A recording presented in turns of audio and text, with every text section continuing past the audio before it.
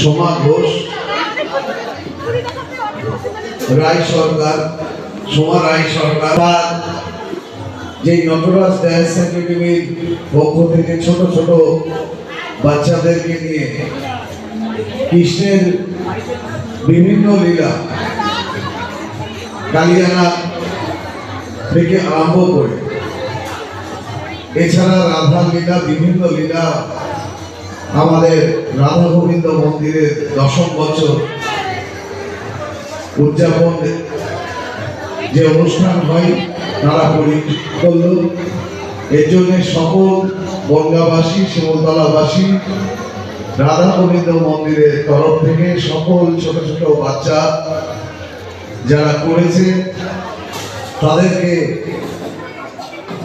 বুক ভরা ভালোবাসা, অভিনন্দন জানাই।